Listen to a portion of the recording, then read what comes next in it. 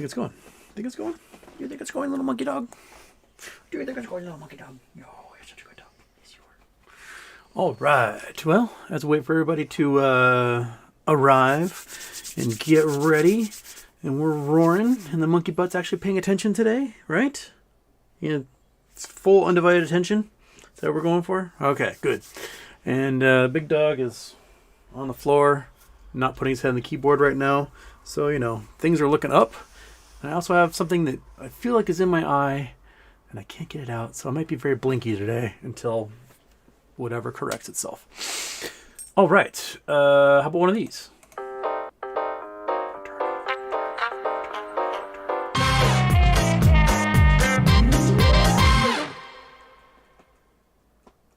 Off. Ha!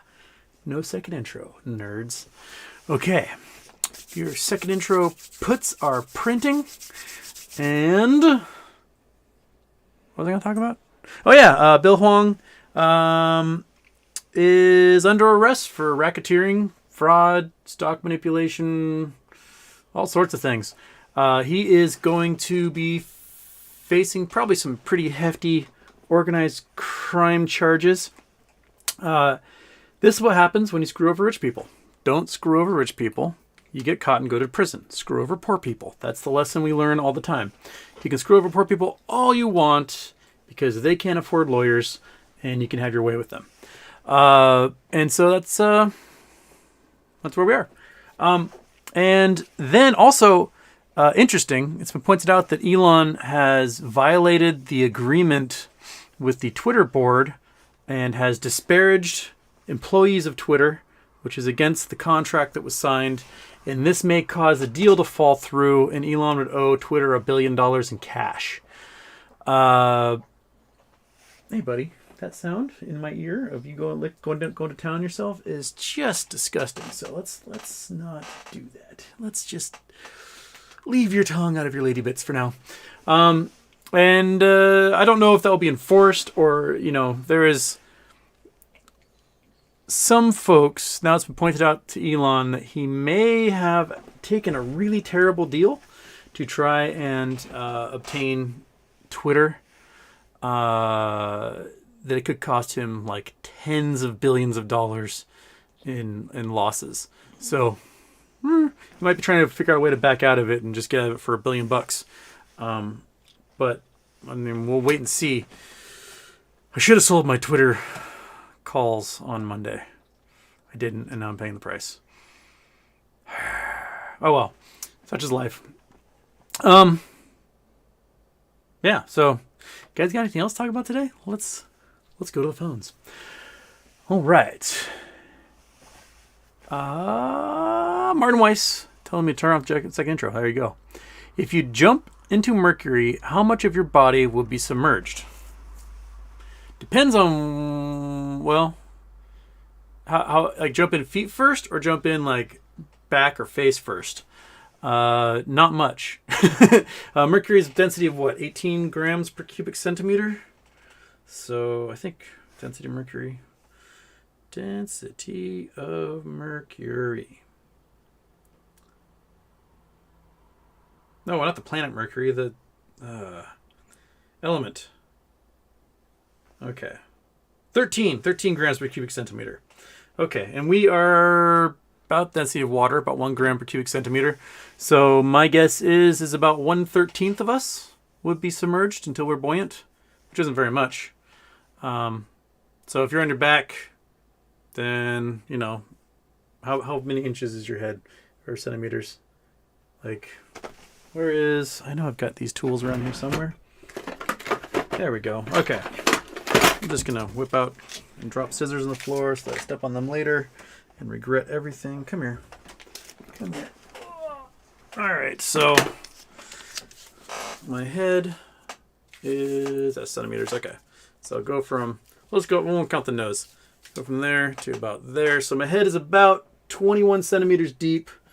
My chest is about 25 centimeters deep. So I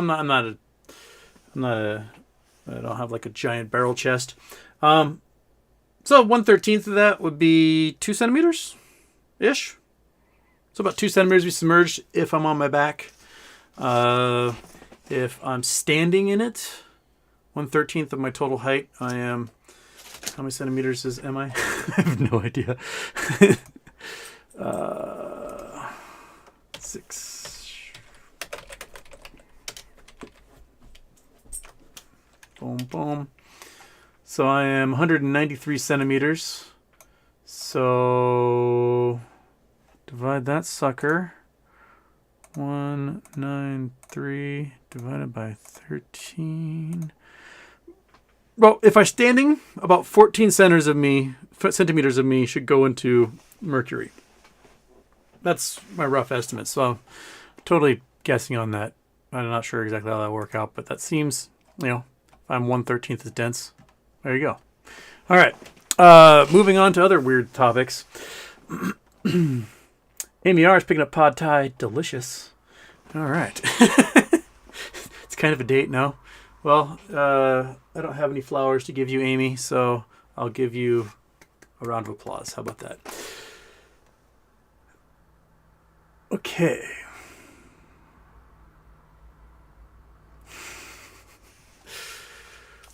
Legacy 10 Productions, Houston. Shorts trying to bring metamaterials down under $1. Millions shares traded in the first 30 minutes. Are we still okay? Will we blast double digits after Oil Co. Stay the course and go Mariners? They're definitely hammering. They're hammering everything down. AMC's back down to $15. GME's floating around 130. They're trying to push everything down because they need everything to go down as the market goes down as well. They can't have any discrepancy. They can't have negative beta acting right now and pushing everything in the opposite direction as the market goes down because they can't have their obligations outstrip their assets. And so they're going to try their darndest and see where they can go with it. But eventually, things come due. And that's what we're waiting for. Waiting for the come due day. And then hopefully that'll coincide with payday. Cosmic Cornelius, Houston, please explain Snowden to someone who's been in a coma for over decades, specifically what's going on with him in Russia. He had to leave U.S. Why go there? War views. Okay.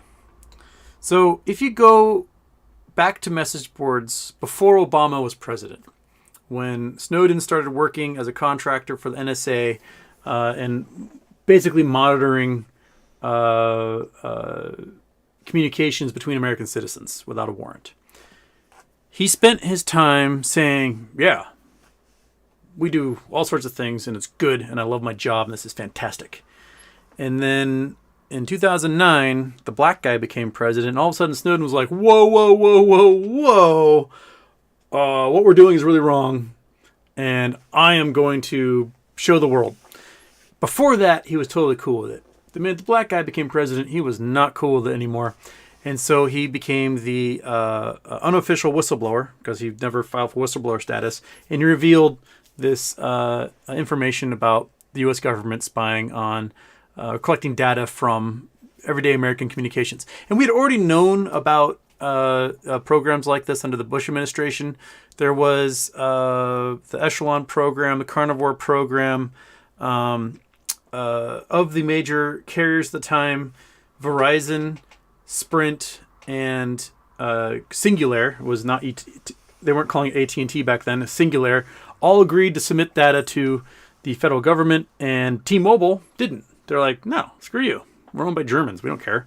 And so they didn't. They were only of the big four telecoms at the time who did not provide that information to the government to be able to spy on conversations. And when he gave his data over to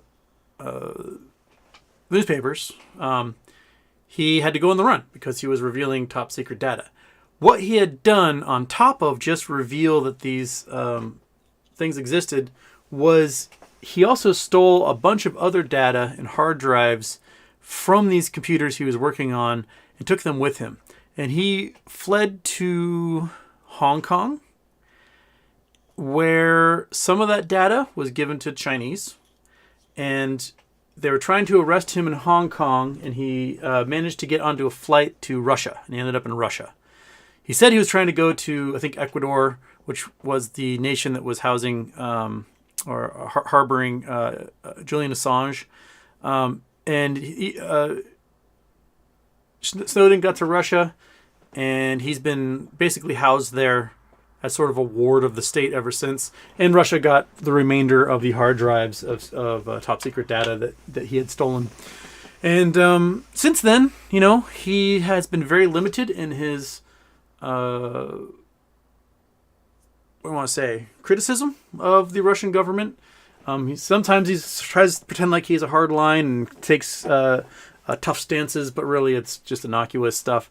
And up until the invasion of Ukraine, he kept repeatedly saying that, no, Russia's not going to invade Ukraine. No, you guys are all full of crap. And then I think it was the day after that, or a couple of days after the invasion, because he went a few days without saying anything on Twitter. And then suddenly he posted this thing. He's like, no, the Russians aren't like dangling by my feet and making me say nice things about them. That's not happening at all. And then he's been radio silent ever since on social media. Some are saying that's because they shut down Twitter, but there are plenty of Russians still on Twitter just using VPNs. And Russia supposedly shut down Instagram, but there's plenty of Russians on Instagram using VPNs. Snowden is a computer hacker. He knows how to use a VPN. If he wanted to be on Twitter, he could, like that. I mean, if Navalny can be tweeting from prison, Snowden could be tweeting if he wants. If you're going to reveal sensitive data like that, you have to be prepared to accept the responsibility that comes with it. Reality Winner did. Reality Winner revealed communications between Russia and the Trump administration, and she went to prison. She's like, hey, accept my fate. Reality Winner has more balls than Snowden ever will. So there. Is that a good comb explanation? Big hand wavy one. Hope so. Okay.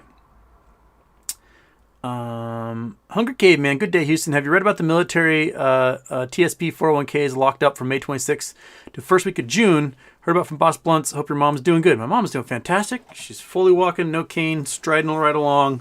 Now we're looking for her to finally get a dog because her dog passed away a couple years ago, and she was waiting to get her hip done before she got a new one because it's hard to walk a dog when you can't walk very well. So we're going to be looking for a little cousin for the Monksers. Or uncle? How's that work? I'm not sure. Yes, I read about Boss Blunt's expose on those savings plans being locked up. That seems sketchy to me. It seems like they're going to make the entire military hold the bag for this. They should be allowed to get out, convert to cash, move to mutual funds, do whatever they need if we're facing a comeuppance in the market. Legacy 10 Productions, thoughts on Deutsche Bank whistleblower situation. Yes, somebody mentioned it last night. We read up on it. Sounds like the guy already, wasn't doing so hot and had a history of drug abuse. But it is always sus when a whistleblower like that vanishes. Apparently, some of the things he leaked had to do with Justice Kennedy's son being a banker at Deutsche Bank who lent tons of money to the Trump administration, or to Donald Trump via Deutsche Bank. If you guys don't know, Deutsche Bank is who owns the loan on Trump Chicago. And that several times over was facing foreclosure. Trump wasn't able to keep up on interest payments.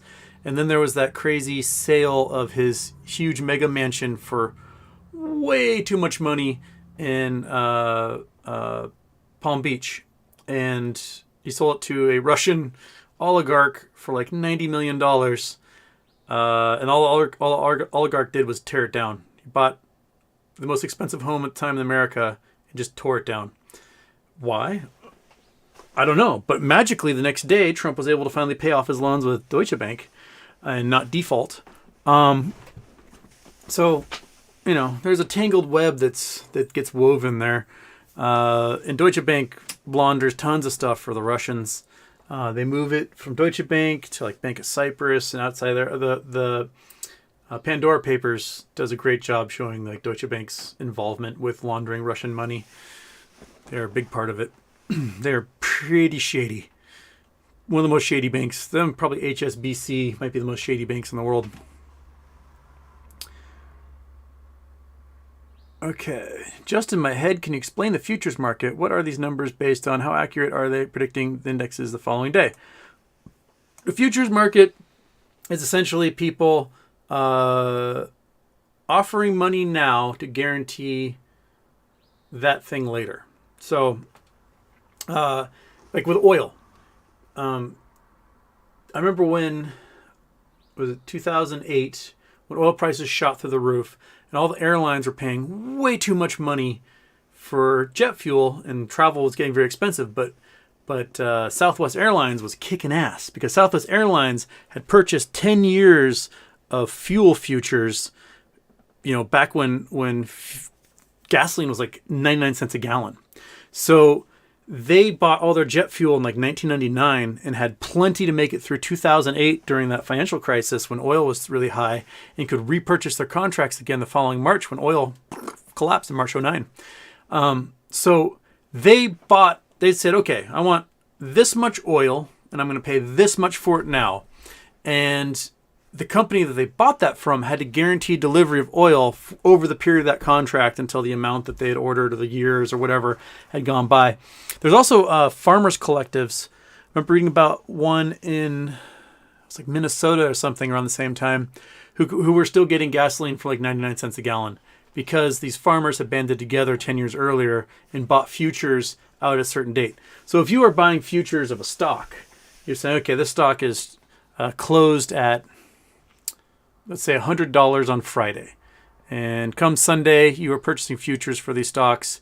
For the next Monday, you might be offering $101 or $99 or whatever, somewhere around there. And whoever is selling you that future over the weekend has to deliver that asset to you at that price. That's what they agreed on, no matter which way the price is going. So some futures contracts can be over the weekend. You can also purchase futures for stocks that are like 6 months out.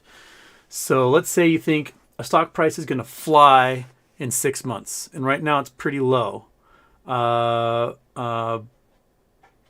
So what you might do is you might guarantee that stock. You might say the stock's trading at $15. You might offer $16 and a delivery 6 months from now.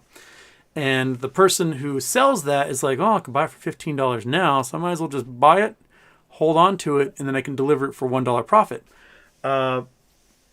They may lose out big time because that stock may go to like $30 or something. But it's kind of, it's not too different than the options market.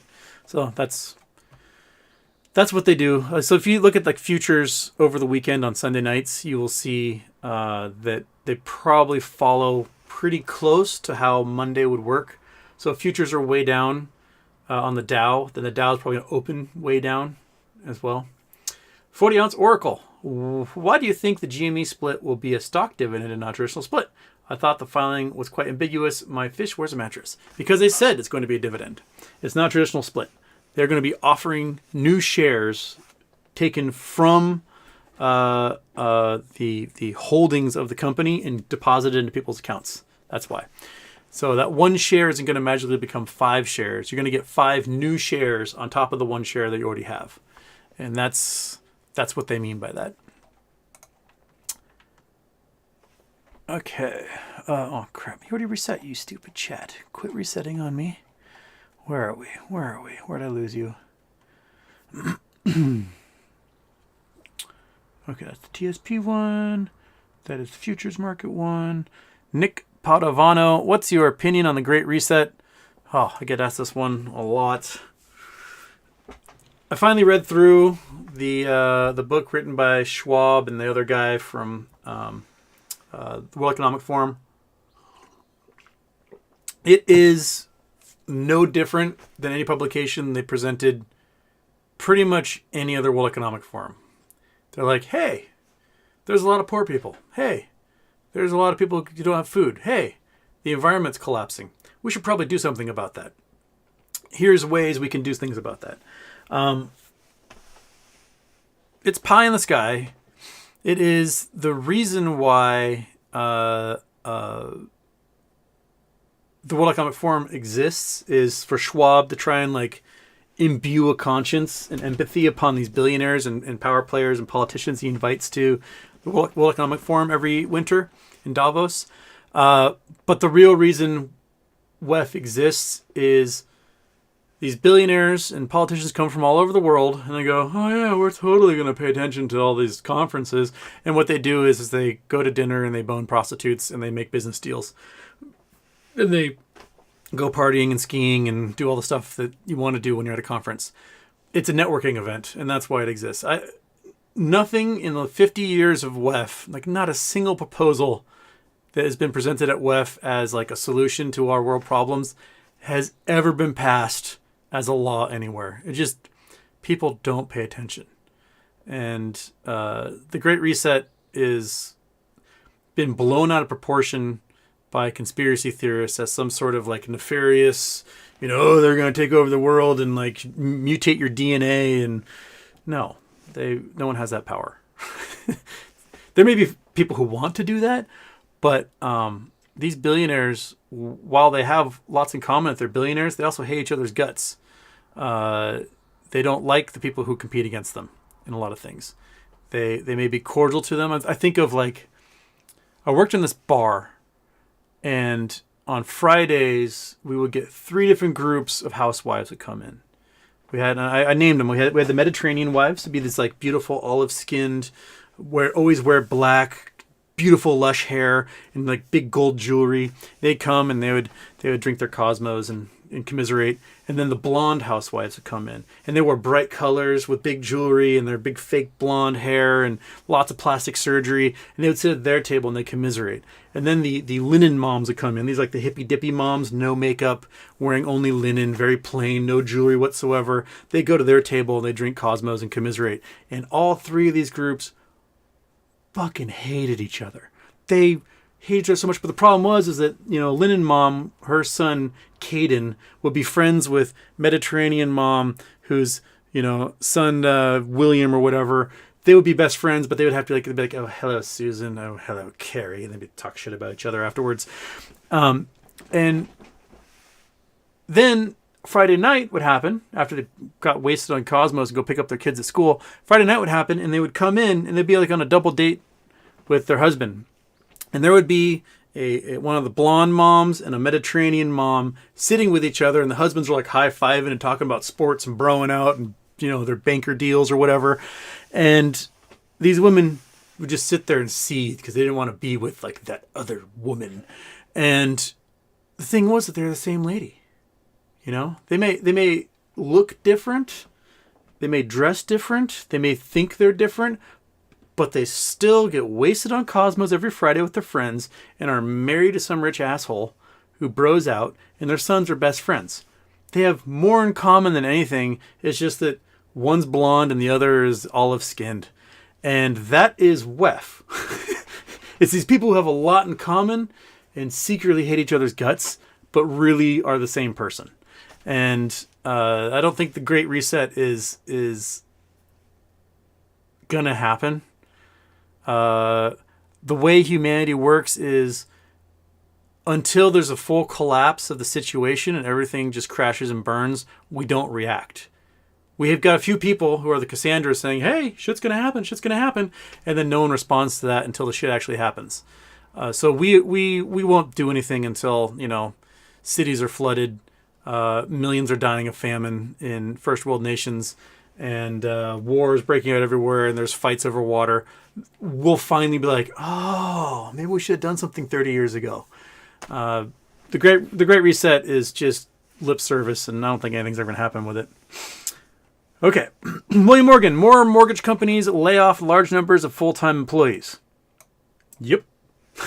There's no reason to have them there if they're not processing mortgages, because people aren't going to qualify and not going to be able to afford anything. So yeah, that's a sign that the mortgage market's about to implode again. It is, it's doomed. It's doomed, man.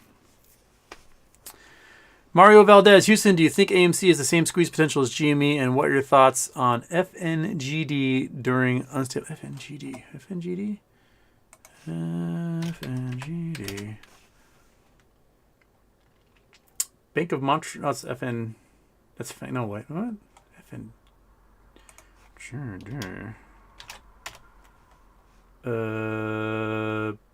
Bank of Montreal. I know nothing about Bank of Montreal microsectors index. I don't know. I don't know what to give. I don't have opinions on it. I'll have to do some studying on some Canadian stuff. There was quite a drop there. December 3rd. Weird. Check this out. Oh crap. Gotta turn you off. I forgot to sign you again, so we go there. Check this out. So the thing floats, 70, 60, whatever, drops down to 30, and some weirdo bought a whole bunch for $2 on December 3rd, and then bing, right back up again. That is what I call market makers not doing their jobs. Someone punched in a limit order sometime around here and just said, hey, maybe the computer will honor that, because somebody goofed up and entered a limit order to sell and forgot a 0 or something. I don't know. Maybe they're supposed to make it 32, and then all of a sudden it went for $2. Fantastic. Way to go, whoever got that. Happens every once in a while. There was a few months ago, last summer, somebody got a share of Berkshire Hathaway for $4,000 and something dollars rather than $400,000. Because I think somebody didn't include the decimals. So rather than being like $438,000, 592 and whatever cents, they put 4,300 and whatever, and they didn't put the cents in there. So they put a limit order in for 1/100th of what it should have been. Oops.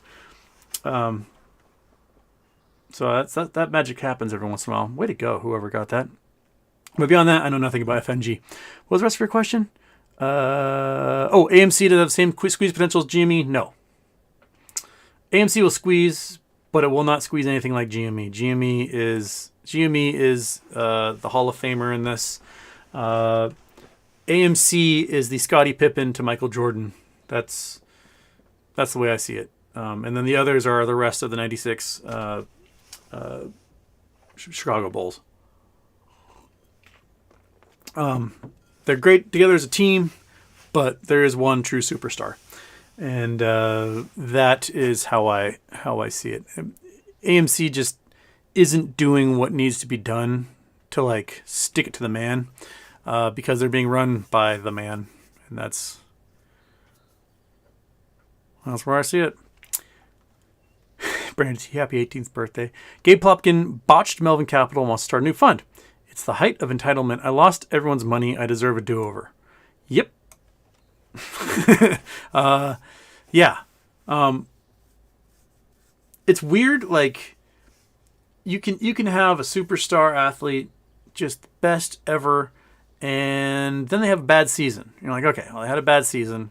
Maybe they can come back from this. And some of them do. I remember Roger Clemens, went to the Blue Jays, was very mediocre with the Blue Jays, and then reinvented himself by sticking a needle in his butt and became the Roger Clemens who won a bunch of World Series with the Yankees and, went to the Astros and all that stuff. Then, there are superstars like Griffey, Ken Griffey Jr. His body just fell apart, and he came back to the Mariners for one last season and just couldn't do it, and was like, all right, I'm done. Some just hang on and hang on and hang on, and I think Plotkin, they may give him one more chance, but if he messes this up, then that's it. There will be people dumb enough to give him money. I guarantee it. He's still a member of those country clubs. He's still glad-handing and schmoozing and flashing his pearly whites. I wouldn't doubt if he starts a fund. I don't think it'll be as large as Melvin. It'll probably be much smaller as far as assets are concerned. But there are going to be people who are dumb enough to give him money, and then he'll blow that one also. So it's coming. All right. Just in my head, thoughts on Avangard, Russia's invincible and invisible supersonic missile, real or flex? They may have one or two. The problem is that much of the supersonic missile program that Russia claims to have developed, the scientists died in a test accident in 2019. Like the engineers and the scientists who worked on it, like, were blown up by the nuclear reactor inside of this missile.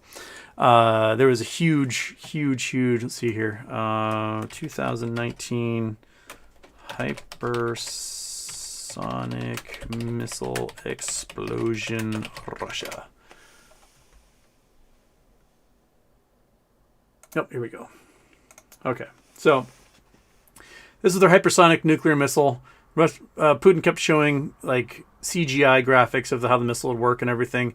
And then in August 2019, the thing exploded, basically with a Hiroshima-sized explosion, and just wiped out the scientists who were working on it at the test facility. And it killed at least 7 people. They admitted that killed. My guess is it killed a lot more than that. I mean, the explosion was recorded around the world by various monitoring devices, and the nuclear fallout was recorded going across, Sweden and Norway and Finland. So I don't know how many they have. They may have some, but it's hard to produce quality weapons, especially these ICBMs, when it's obvious that everything else you have is just garbage. Like they may have to rely on their 1 or 2 new ones of these if they have them, because I seriously doubt the capability of a lot of their ICBMs that are 30, 40, 50 years old. The fuel's rotten. The O-rings are dry rotted. I think the majority of them are going to explode inside the silo or on the launch pad. So they may have to rely on whatever new ones they have. But, remember, like, Russia was spending, a few years ago, they started like, we're going to upgrade the military. We're going to make it a modern fighting force. We're going to spend $60 billion a year upgrading this military and getting all the new tanks and everything. And as that money left the Ministry of Defense and went to the contractors and generals, they just pocketed it and bought yachts and property around the world. So none of that money ever made it to the actual systems they're supposed to upgrade. It was all stolen. So why would we think that the money actually made it to this program to build these fancy new missiles when the entire culture is, this money's coming along, I'm just going to put it in my bank account and tell them I did it? I mean, we've got video of Russian soldiers who are supposed to plant explosives getting out the plastic explosives and unwrapping it and discovering it's just a wood block that was put in there because some general either sold this plastic explosive existed, or the contractor who received the contract for it took the money and just put a bunch of wood blocks and paper and sent them out there and delivered that. So there's a total graft and corruption that is unparalleled. So I don't know how much to believe if Russia is actually able to do this stuff. That and the office building where all this stuff was designed was just burned down this week in an unexplained fire. So, we'll see. Hey, Get It Got's in here. Welcome, Get It Got. Anyone else see the Sears news? Yes, going after Seritage. So, yes, Seritage received $2.58 billion in Sears-owned real estate, and then somehow made an agreement that they're only going to pay $40 million for it. And Sears is like, screw you. We never agreed to that. We're suing you. We want our $2.5 billion. They're not asking for the land back. They're asking for the cash that the land was worth. And then Seritage is asking the court to dismiss that lawsuit. I think the court would have a hard time saying, we're just going to dismiss this. Sears got screwed on that one. Oh, well, they get to lose $2.5 billion. If Seritage wins, who wouldn't want $2.5 billion in real estate for $40 million? What a screaming deal that is. Yeah. So if Sears wins that, then our little penny stock prints for us, and that'd be awesome. Jigish Shukla, Houston thoughts on Dreamcast 2, the video game? Is Sega being reborn? Sega Dreamcast 2 becomes coming out? Really? Huh. Oh, no, this says Dreamcast 2 project shuts down in 2016. See all the stuff from 2021 mentioning it, but I don't see actual Dreamcast.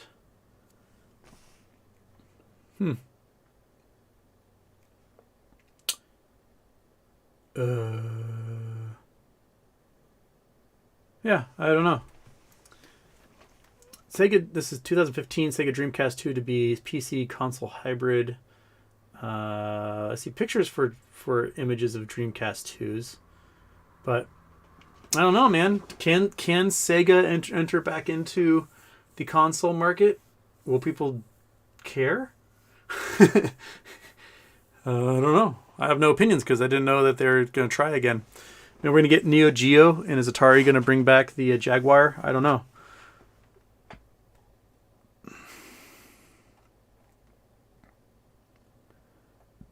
Victor Weishaupt Williamson?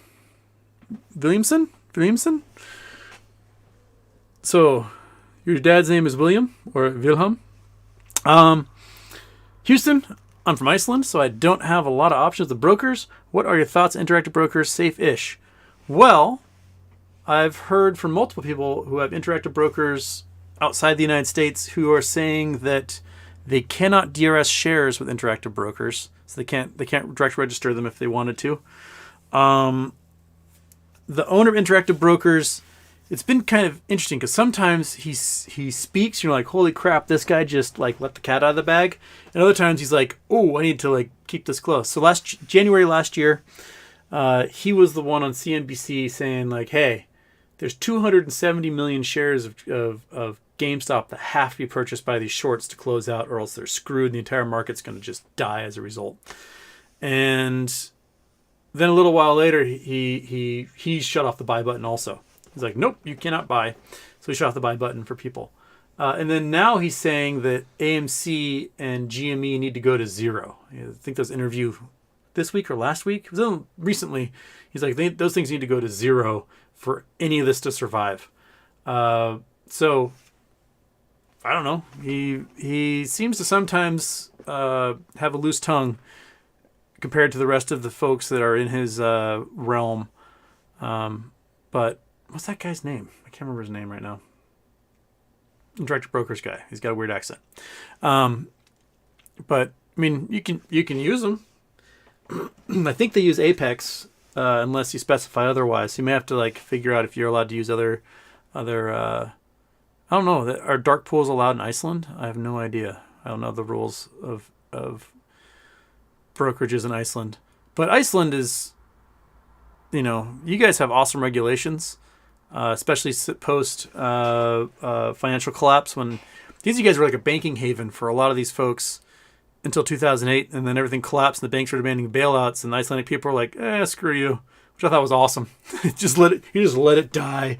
Yeah, the Icelandic economy collapsed for a while, but you can always go back to fishing and smelting aluminum. And then it came right back. So you guys are doing fine, just as well as anyone else who bailed out their banks. So I'm all for it, man. Okay. Julianne said dog hair in your eye, possibly. I do nothing but pull out dog hairs. Just constantly. I'm talking, it's just on my tongue, in my eyeballs.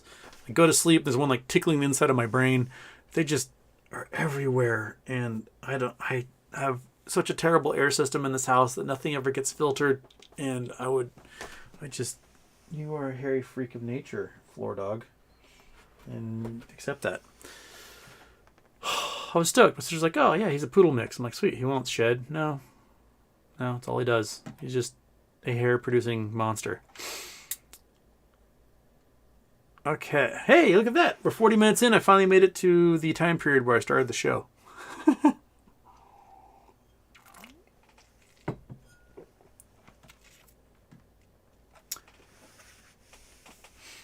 Gordy, Houston, I think I used poor wording yesterday. I was wondering, at what point do you think MOAS is impossible? I feel like if it doesn't occur shortly after the dividend, it doesn't look good. Yeah, I mean, if this dividend doesn't trigger insane price action for GameStop, then it's proof that the system is so permanently broken, we may be doomed. So, I don't know what to say after that. But this should be, according to the way the rules are written, this should be a kill shot for the hedge funds. If they're somehow able to wiggle their way out of it, then they may be able to wiggle their way out of everything. I don't know. But, yeah.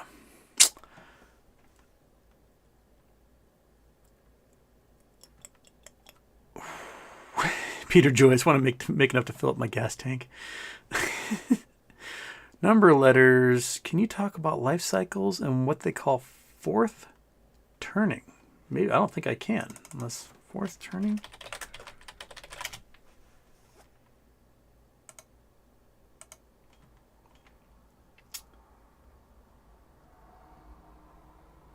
Apparently it's a book, national bestseller. Cycles of History, from 96. Strauss-Howe Generational Theory. Fourth turning is a crisis. This is an era of destruction, often involving war, revolution. Okay? So, I don't know these guys. I have to read this. All right. Well, it's in the history realm, so I probably should read them. Historical events associated with recurring generational personas, archetypes. Each generation persona unleashes a new era called a turning, lasting 20 to 25 years, in which new social, political, and economic climate mood exists. They are part of a larger cyclical cyclum along human life, which usually spans 80 to 100 years, although some secula have lasted longer. The theory states that a crisis recurs in American history after every seculum, which is followed by a recovery high. During the recovery, institutions and communitarian values are strong, ultimately succeeding in generational archetypes, attack and weaken institutions in the name of autonomy and individualism, which eventually creates a tumultuous political environment that ripens conditions for another crisis. All right, I think I'm picking up what they're laying down. Basically, this is the hard times make strong men and good times make weak men argument, I think. How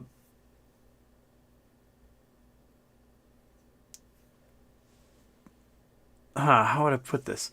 So, there are cycles of death and rebirth throughout history. We've got collapse of empires and reemergence and think about certain cultures, certain like warrior cultures, right? You got Viking warrior culture. You've got Visigoths or Huns, Mongolians, Malmuks,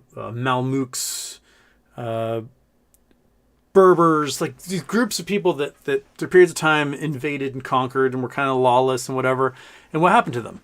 They civilized. So they, the Scandinavian culture, the Viking culture was insanely violent for so long, and all they did was rape and pillage. And now they're the most peaceful cultures on earth. So, like, there can be a transcendence when you leave that sort of gang-fueled chaos of thuggery and move into a more educated, industrialized, sedentary civilization.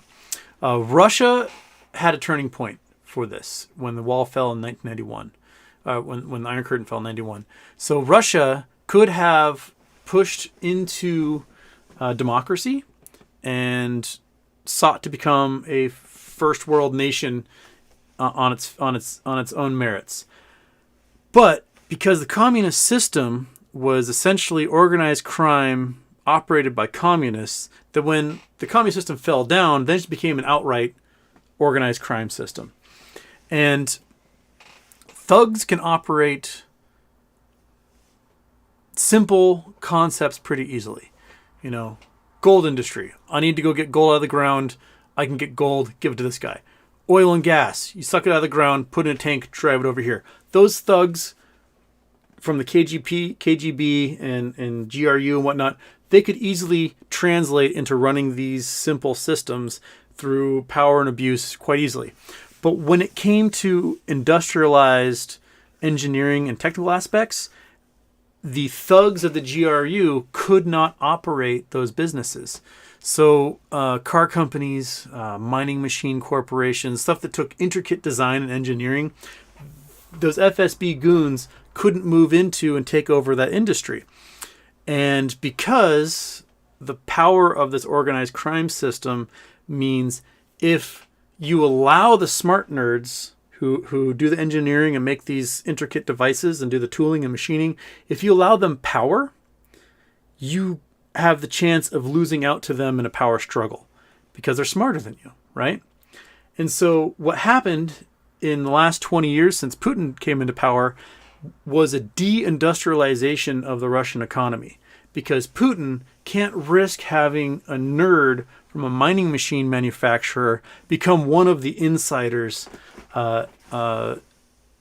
could run the country. They can't handle that. So rather than turn the corner away from crime and become a more stable, egalitarian country focused on human rights and raising the standard of living for everybody, they instead attacked the tooling and manufacturing sector inside of Russia, to the point where they won't allow the repair of their machines to happen inside of Russia. So if like you got a fancy mining machine, a big drilling rig that goes way down and like drills holes and plant dynamite inside and blow up and make more rock. If those machines break down, they now have to ship them all the way to the Czech Republic to get any repairs done. They're not allowed to do it inside Russia, which reduced the power of the intellectual property inside Russia to the point where those machines that were intellectual property of Russia is essentially now the intellectual property of the Czech Republic. They stopped in-housing the design of tractors.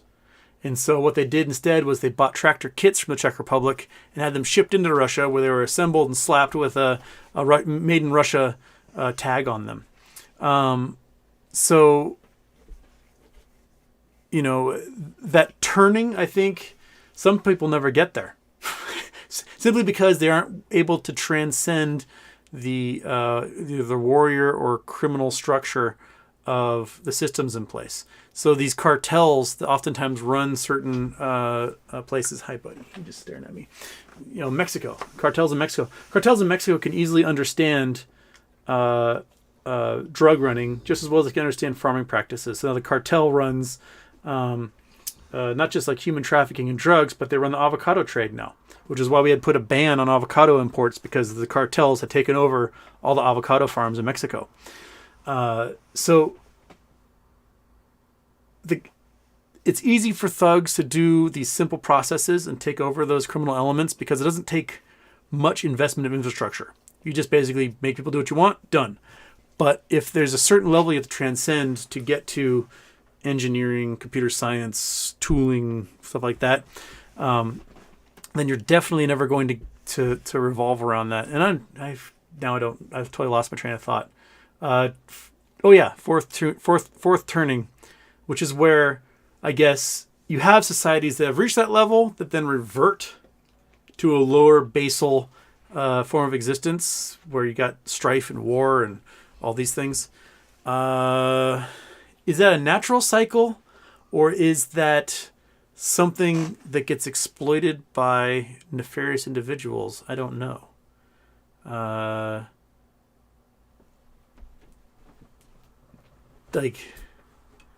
Do the bad actors trying to tear, say, the United States apart right now, are they coming from within the United States, or are they coming from an outside, say, Russian troll farm, spreading disinformation and igniting a fire in people that otherwise wouldn't exist without that outside influence? I don't know. We can philosophically ponder and stroke our beards on this all day while we watch the world turn to shit around us, I guess. Okay. Erica Long. Hi, Houston. Hi, Erica Long. Houston Wade Jr., what's the takeaway message generations from now of the massive theft occurring for decades inside Wall Street? Could it be greed as mankind's Achilles heel? Well, yeah. And greed will screw you over at any time.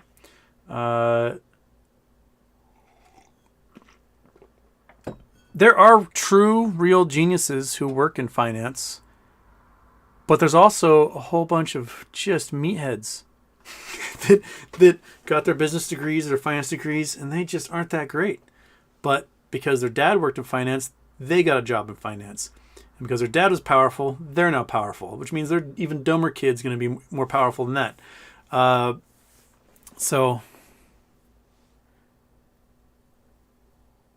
Yeah, greed, unchecked greed will lead to demise 100% of the time for culture.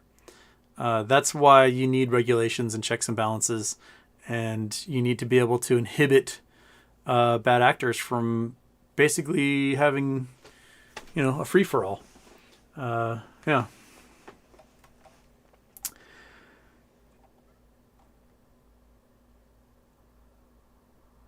Oh, fried taters coming in from Wahoo. Woo! Darren, hiya. Houston, calls for GME mid-June looking good? Yeah.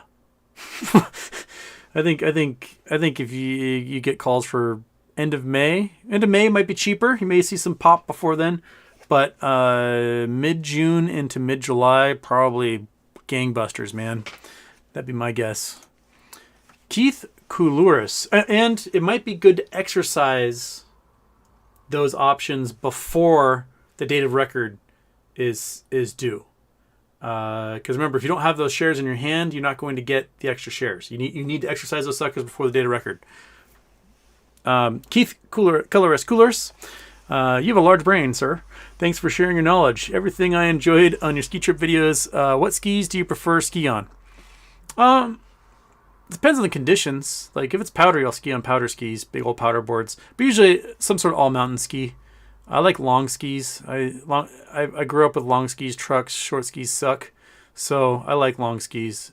And the longest they make now, I'd be lucky if I can find 190s. I think my Solomons are 187. That was like the longest ski I could find at the time. My personal skis. And I think I was skiing 185s when I was in Switzerland. They're like, whoa, 185? That's huge. I was like, whatever, man. But yeah, I like a long ski. I'm a goofy, gangly man. I need to be skiing on sidewalks.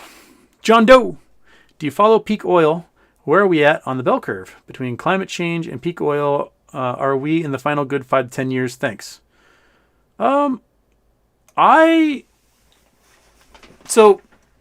here in Washington, the goal is to no longer sell internal combustion engines for passenger vehicles past 2030. So 2030, 8 years from now, in my state, no more combustion engines will be sold.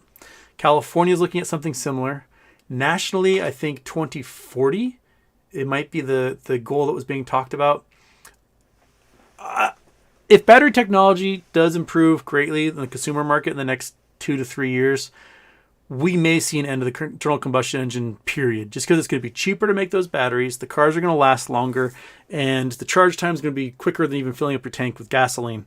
So we may see that end sooner. Now, that infrastructure may not follow around the rest of the world, where it's easy to truck in fuel to a remote location that may not necessarily have regular power. Thinking developing nations, especially in Africa, or places in South or Southeast Asia.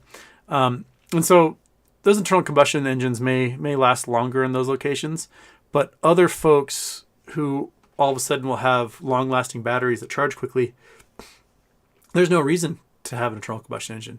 The maintenance is lower. The cost to drive is lower. Less maintenance. If you don't have to replace gaskets and do oil changes and all these things, then why would you? I mean, I do love myself a rumbly engine. Slapping the foot down on a beautiful throated V8 is one of the sexiest things I have experienced outside of actual sex. But we have to admit to ourselves that as technology improves, we are going to move on to a new mode of transportation, and the internal combustion engine is probably going to be dead. Yeah, I mean, if they can get electric semi trucks up to 500-600 mile ranges, then diesel engines are going to be toast, because that's about as far as a human can drive in one shift, and then they just plug it in and go to sleep at a truck stop, and it's all charged up next day, and they can do their 500-600 miles. So there will be no need for fueling up diesel trucks after that. We're getting there.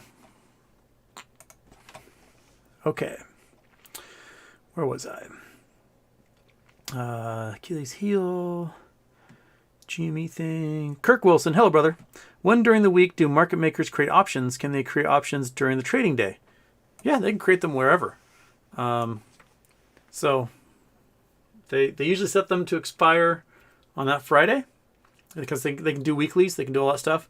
They create the long ones. Crap, and then just the specific term for the long ones just left my brain. The ones that are 6 months, 1 year, 2 or 3 years out, they create those way ahead of time. And they can add to the number that are available depending on what the liquidity needs are of the market. And yeah.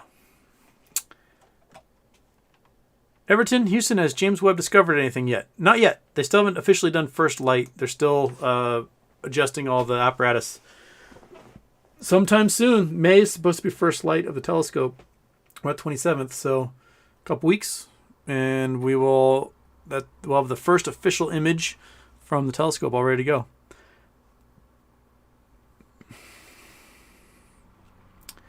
Richard Nicewinder, Houston, what's up? In your opinion, if you had to pick 2 oil companies in Texas to invest in, which 2 would you choose? Oh man, this is a question for the bird lady. She's the oil and energy person. A big one?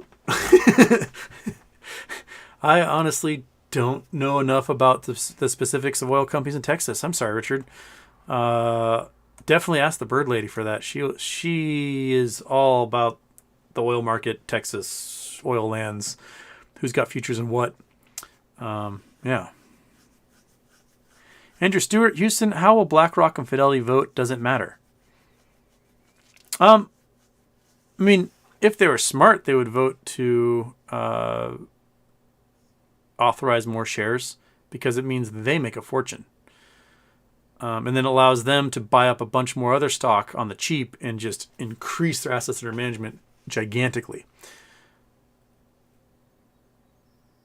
But I don't know if they would, and I don't think it matters. I think retail owns so many shares that they will outvote Fidelity and BlackRock no matter what.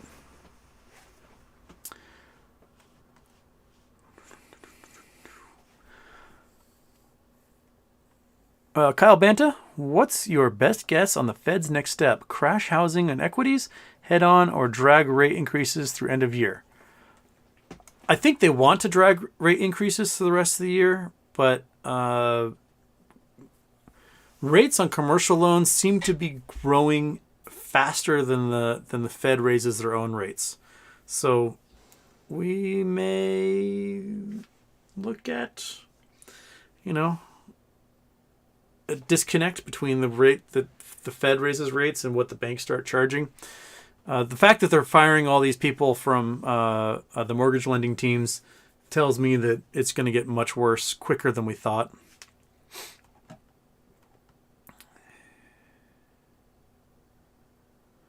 Ollie Shan, I've just been buying GME shares. Is that dumb? Do I need to be buying puts or whatever they are? Cheers. No. I mean, I think prior to the announcement of the dividend, I was like, well, you know what? I'm going to play the market maker game, and I'm going to ride this sucker up to a peak, buy some puts, ride it back down, buy some more calls, ride it back up. And I'm just going to play that game and generate cash. I think we were doing great on that. And then in March, GameStop's like, hey, we're going to offer a dividend. And all of the hedge funds who were also playing that game went, oh shit, we need to move the sucker to max pain and leave it there. And we've basically been floating at max pain for a few weeks now. And that kind of killed the ride or die I was doing with that. But, you know, if you're going to buy puts on GameStop, I would wait until MOAS. Like, you know, when the stock is absolutely stupid high, like so high that you can't imagine it going any higher, see what kind of puts are being offered and buy those suckers and ride that thing right back down again. If they're available. I have no idea if there's going to be any market makers alive who can sell you any. But, you know, if the stock price gets into the tens of thousands of dollars or higher, hundreds of thousands of dollars, millions of dollars, and some idiot is willing to write a put at $100,000, you may as well buy that sucker. And then, because the price of GameStop's never going to stay that high. If it does get there, it's going to crash right back down again when it's all over. And you can make, you know, say $100,000 a share for 100 shares as it goes back down to a reasonable trading level. That would be a fortune. But right now, I wouldn't play the put game personally. Not financial advice. I'm not a financial advisor. But yeah, no. TP Houston metamaterial delist when? Metamaterial is not going to get delisted. They're sitting on $500,000. $500 million. They've got a whole bunch of programs that are about to come ready for market. Their factory is just getting finished right now. They are a tech startup still. They're just a tech startup who just happened to IPO in 2020 and moved to the NASDAQ last June. So there's no reason to delist them. They've got plenty of money, and yeah, they're not going to get delisted. They're going to get hammered down for sure, but they're not going to get delisted. Okay.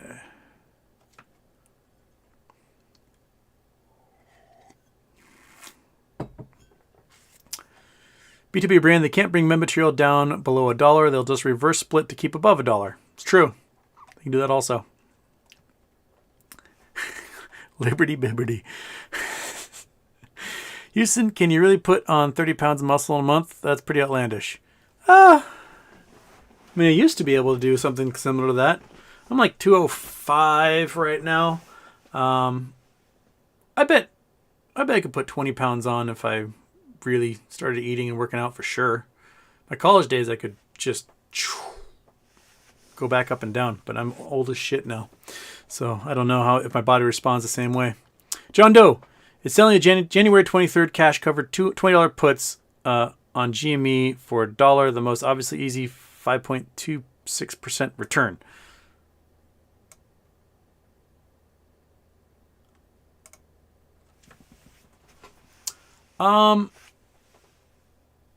It might be a very terrible idea. Here's the thing, is that if you're selling cash covered puts, then you are not allowed to sell those stocks. You have to maintain them. So if MOAS happens before January 23rd, you are stuck with those stocks, watching everyone else just rocket away, and you're stuck with them. So I wouldn't do that. Because the way those new rules are written are when you sell those covered calls and puts, you have to keep those stocks. You can't sell them. That's the whole reason why they're covered, is that they're locked into that contract, and you can only do something with them after that contract expires. So I wouldn't mess with that unless you want to be stuck holding the bag and miss out on MOAS. I wouldn't do that. Okay.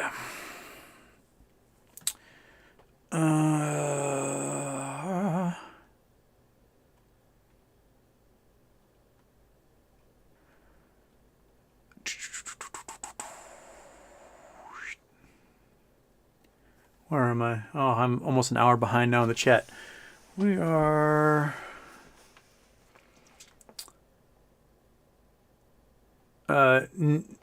Nil 21981 Houston. There's some people saying that Bill Hwang was selling ISDA total return swaps of naked shorts to hedge funds. If you can point me to that, I would love to read about it. But so, why would he get in trouble for essentially selling swaps of naked shorts to hedge funds, and hedge funds don't get in trouble, or still doesn't get in trouble for selling the same things to hedge funds? Why is Hwang the one that's going to prison for it and not Ken Griffin? Yeah. So, makes you wonder why does Ken Griffin have that superpower and Hwang doesn't?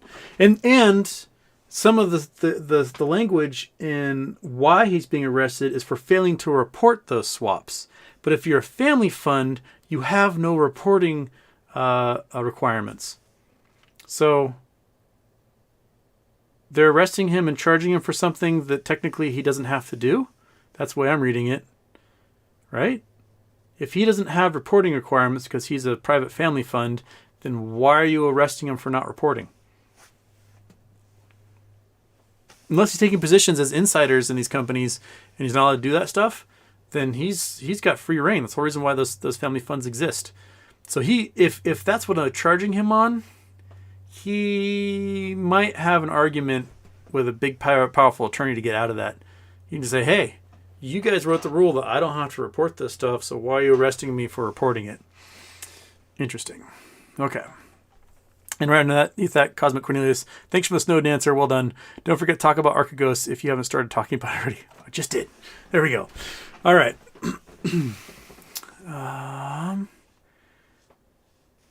Daphne, Houston, do you think Hwang is just the first head to roll? Do you expect more indictments and arrests? Oh, man, I hope there's more. But I don't think there will be until other firms and funds collapse. So they wait for them to not have the assets that they would have so they can just... Because dealing with their lawyers is a pain in the butt. Yogi says not just military, but all federal employees have TSPs, the savings plans. So if those things are frozen for all federal employees, you might get a whole bunch of pissed off federal bureaucrats in our future. Sinchan, Hwang will sing like a canary and snitch on everybody. Also, Torchlight CEO confirms shorts are screwed with the bird lady. Boom. There you go. Bird lady strikes again.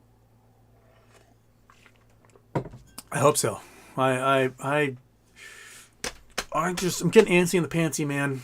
I'm antsy in the pantsy. I want to ride this rocket already. I've got my spacesuit ready to go, and let's just fly. Let's rock it.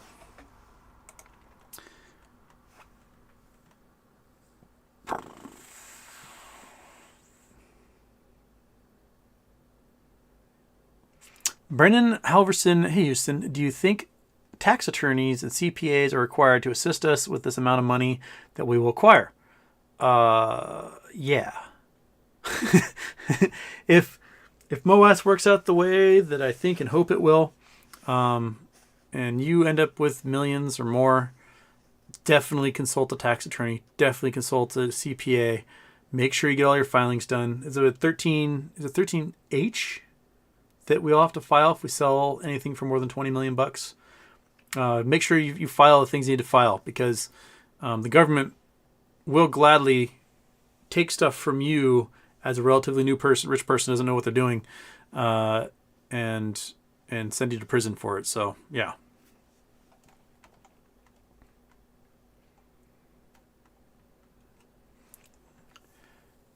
Squamps, Houston are super pumped for plums this year. Don't you live next to some kind of fruit tree? The plums in my dad's yard. My dad's plums are delicious. Last year there were some good ones, but the problem is right before they got ripe is when we had our crazy heat wave. So those of you who don't know, prior to last year, the record for the hottest temperature in the Seattle area ever in 150 years of recording temperature readings was 103 degrees, set in like 1959 or something. We hit temperatures upwards of 120 last June, and it just burned the fruit. There were plums that just had like black char marks on them. And one side might be kind of tasty, but the other side was just burnt and disgusting and like jerky prunes. So hopefully we won't have any weather like that. It's been cold. We've had one warm day so far this year. That was about 3 weeks ago, and then it snowed after that. The spring has not really sprung much outside. The trees are just now starting to bud. Normally they'd be budding like in February. So hopefully we got good plums coming. The plum tree did flower, so, but I don't know if it was warm enough for anything to go out there and pollinate them. It was still freezing.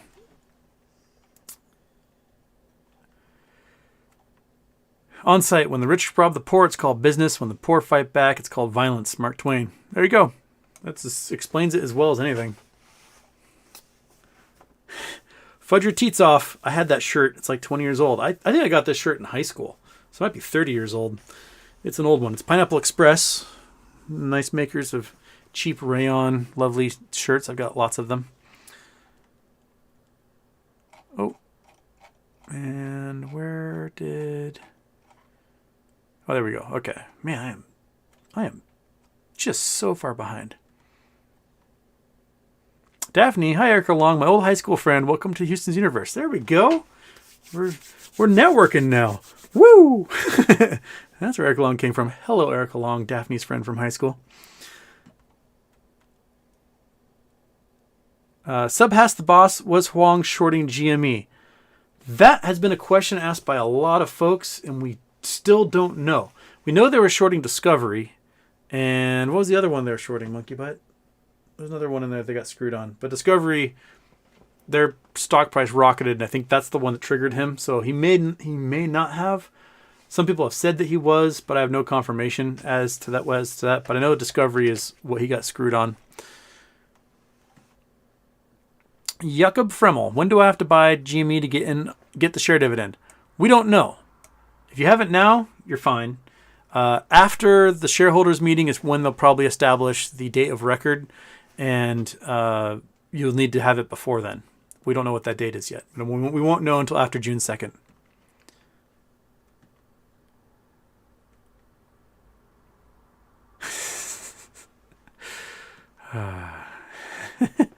You guys are so goofy.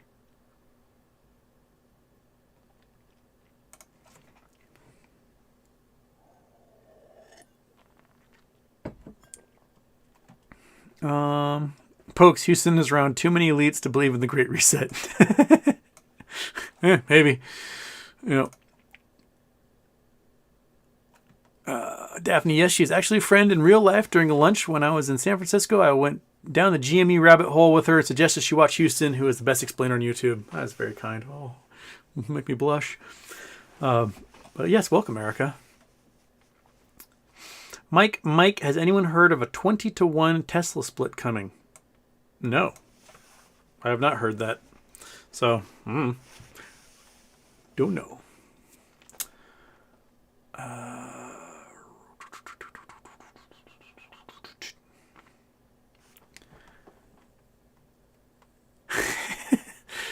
All right. Roslo, howdy Houston. Girk recently saying that MOAS is not a guarantee with the GME stock split due to hedge funds having alternative avenues like entropy swaps. Any thoughts on this? I don't know what entropy swap is. That's a new swap. What's entropy swap?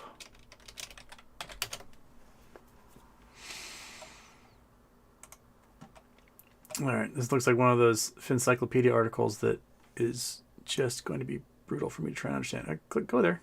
All right. Come on, Internet. I know you're trying to get my face across the universe, but you can also download a webpage. Okay. It's an enhanced alternative to a variance swap in view of the insensitivity of variance swap to the level of underlying price, as it only embarks on the realized volatility of returns. Entropy swaps offer an offsetting mechanism in case the underlying price and short variance are inversely correlated, whereby the rises in the underlying price are offset the falls of short variance. I have no idea what they're trying to say there. I don't know how this would protect them from having to provide shares. It may protect them on the price, but I don't know how it protects them on having to provide shares for synthetic stocks. Yeah, is there another explanation that does not involve stealing from someone else's yields? That's Girk talking about it on YouTube.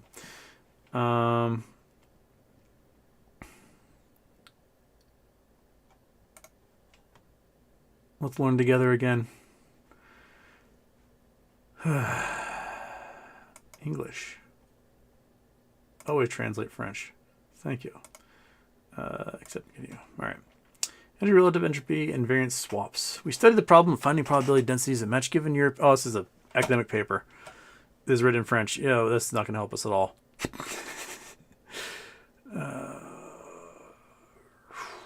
I may have to watch Gherkin's entropy swap video to know what the hell they do, because honestly, I don't know. That's a new swap I hadn't really learned about. So, yeah. But Rosolio, I don't know if I pronounced that right. I will try to learn up on that. I'll watch Girk's video and see how he explains it and see exactly how it gets him out of having to provide shares.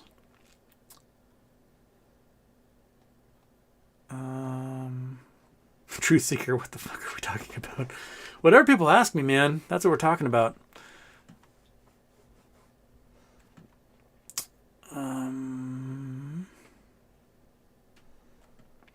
Liberty Bibberty Houston, with Gardner being your brother and all, can you confirm that he made tweets about the warp drives?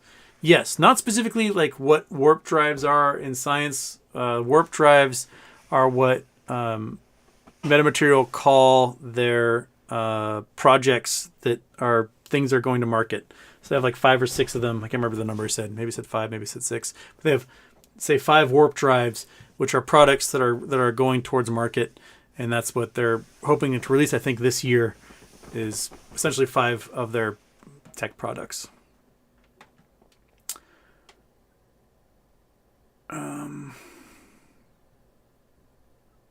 Black Udon, I still want to reset my life, just not so greatly into some Mad Max scenario.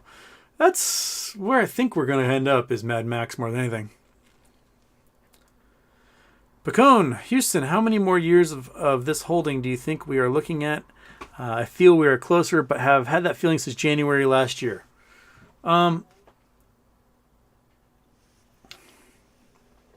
January felt like it. March, April felt like it. June felt like it. I didn't get that feeling again until the dividend announcement. So we went from I went from June to now without that feeling, but that feeling is back. And I do think a lot of people are smelling blood in the water, and know that specifically this dividend is being offered as a, like, you see a movie and there's like some poor guy who routed out his friends to some nefarious person, and that nefarious person does them a favor. Does them a favor by offering them a gun with just one bullet in it, and then they walk away and you hear the. This to me is Ryan Cohen offering the hedge funds that gun with one bullet in it, going, "Sorry, man, it's over." And they end it all, whatever. So, to me, that's kind of where we are.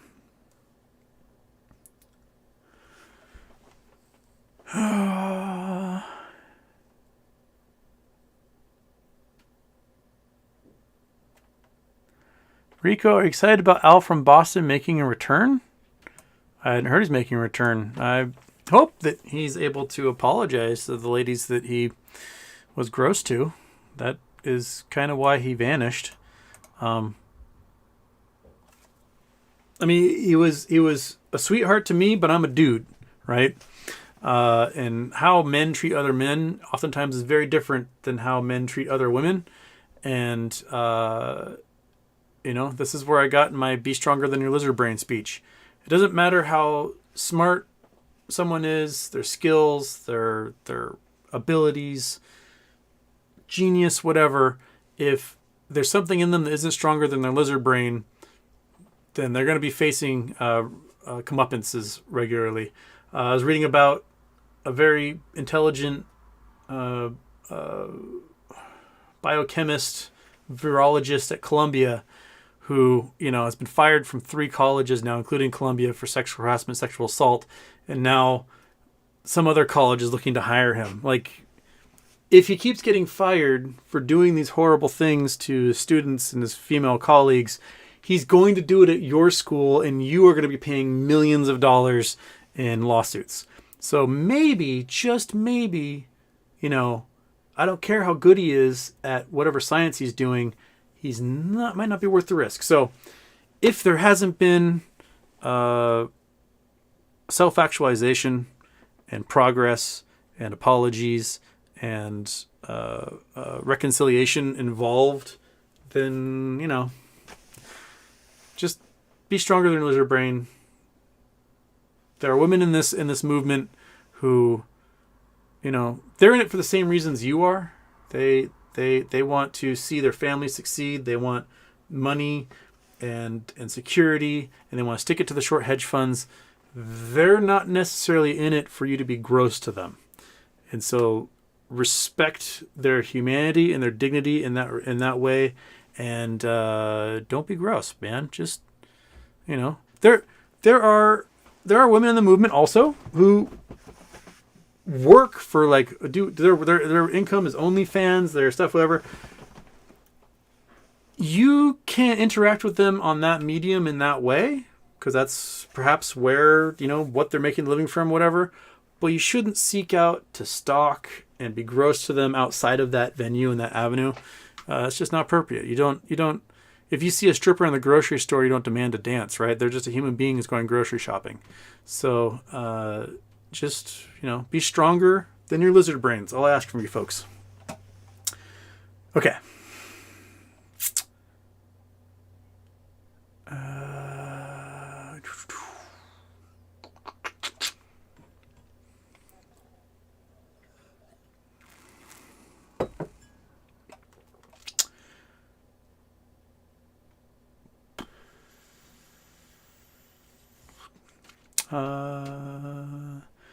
Yogi 2012, does metamaterial have a similar squeeze potential to GME, low float, high insider ownership? They have an insanely high insider ownership. Yes. And they acquired a company that was incredibly shorted. I mean, they're shorted down to 21 cents prior to the merger. And those shares spun off the MMTLP shares, the Metamaterial Torchlight Preferred shares, which are going to result in a cash dividend at some point. And if the shorts can't cover the cash dividend for the synthetics that were generated out of that, then they're going to get margin called and liquidated and forced to purchase metamaterial shares. So that's why there's a squeeze potential there. And BW Brand says, yes, metamaterials has a high potential to be a high-flying stock even without a squeeze. Yeah, I mean, the analysts are saying that it's going to be a $10 billion a year company at some point due to all the patents and products that they can produce with those patents. So they're going to be a tech company of the future.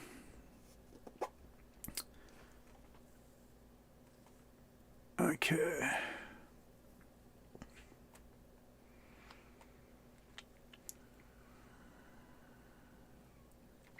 Hey, Adam Houston, what's your thoughts on GME holders not getting their voting packages?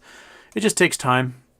I mean, we have until the 2nd to vote, so it takes time. They just haven't gotten them yet. Some of them have gotten them, some have not.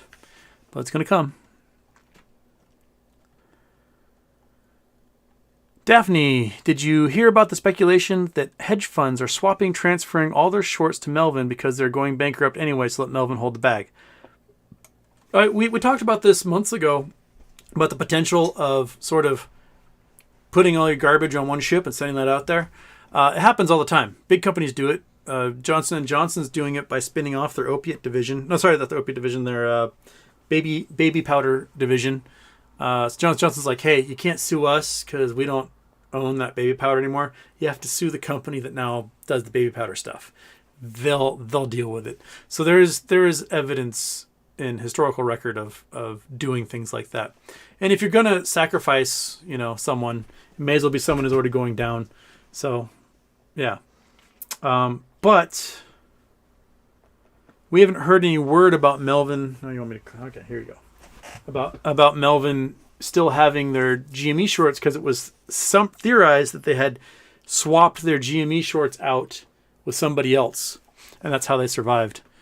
I'd be curious to see how that works. Josh Pepels, geez, I'm late. Happy birthday. How do you feel about Starlink? I just acquired it, and I'm curious on potential. What about meteorites? Starlink and the SoftBank, and who else was going to... Amazon doing one also? They just announced... I think it might have been Amazon. It's going to replace cell phones eventually. Once they get enough of them up there, I think the goal for Starlink was 20 to 40,000 microsatellites, which means you can get reception and internet and phone calls anywhere on Earth. You could be in the middle of the Pacific Ocean. You could be in Antarctica. You could be in the Sahara Desert. Not anywhere near any cell towers or power grids or anything, and you can get full service at gigabit speeds. There is some latency, I heard, between upload, download, but, you know, if you are on the middle a ship in the middle of the ocean, do you care that much as long as you can watch my lovely face while you're sitting at sea? Hope not. And once it becomes ubiquitous and once the price comes down, cell phones will be a thing of the past. Like, everyone will have some sort of phone that connects to Starlink and not to a cell tower. And, you know, because you don't have to worry about bars anymore. John Doe, I'm considering microdosing mushrooms. Any advice or knowledge you can share regarding academic or life performance gains? Thank you. Just what I read. Was it Michael Pollan that did the mushroom book?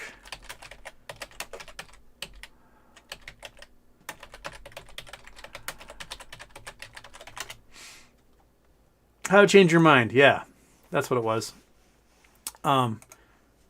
Read this.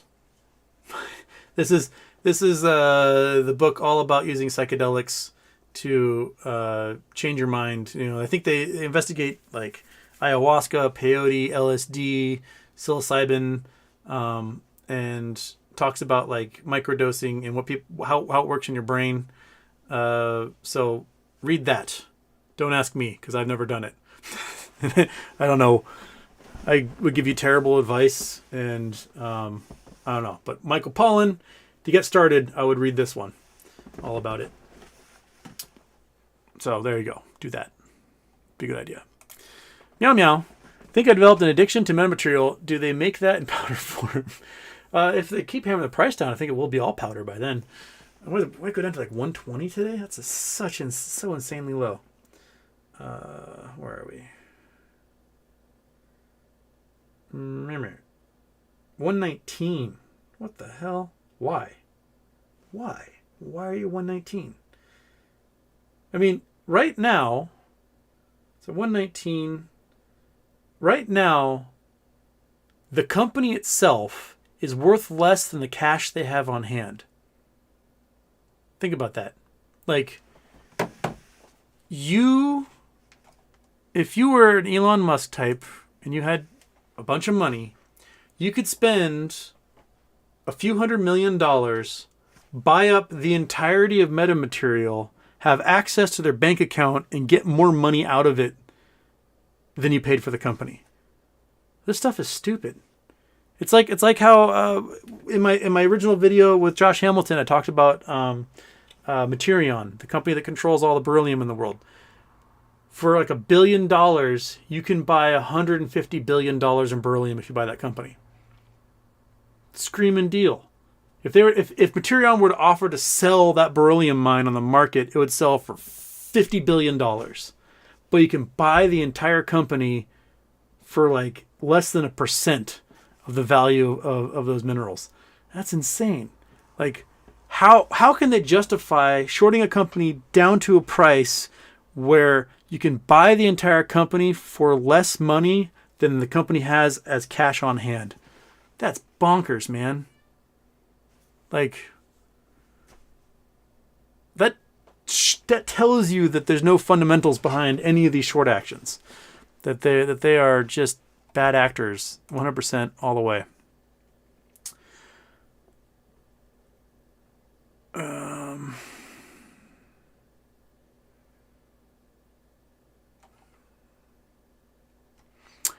Lebu Luke, I am a Neo Geo AES owner. I had to import mine from Japan as they are way cheaper. I remember when I was a kid, my dad didn't know anything about video games. Like, oh, buy my son a video game because he was living in Japan, and brought home these video game cartridges, and I have no idea what they went to. I wonder if I bet my mom got rid of them at some point. I would love to figure out today, be like, what does this cartridge go to? I don't know if it went to like a Japanese version of Nintendo or Neo Geo or whatever, but they did not fit anything that I recognized. And of course, it was all written in kanji, so I had no idea what any of them were called. Get it got. Big RC tweet. What should Apple make next? Let's see here.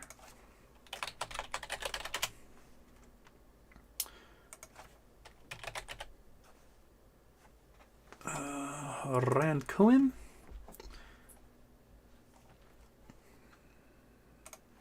So he's got, what should Apple make next? iToilet, iPlunger, iUrinal, iBidet. Well, I'm going to go with iBidet because some of those Japanese bidets are like technological wonders, and I'd be really interested to see what a touchscreen version would be like. So let's see there. Look at that. It wins. So, iToilet is imperative to future humanity. All right. So there you go. All right. So Ryan Cohen, people are going to read into this, try to figure out what the hell it means. I have no idea. Not a clue. That is not where my strength lies.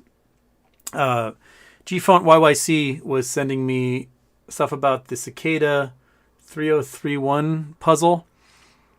I would have never been able to figure any of that out. It's incredible what people were able to discover on that scavenger hunt. It's just wild. Okay.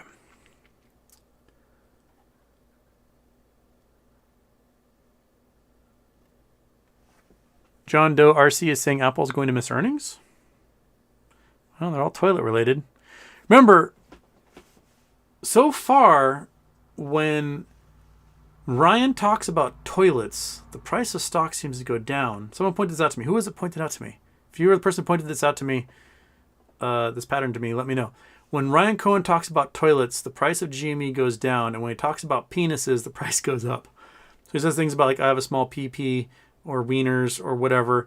When he talks dicks, the price goes up. When he talks poo and toilets, the price goes down. So maybe he might be signaling things to us that way. I don't know. But he likes to talk about both those things, wieners and poo, a lot. iToots, there for poots.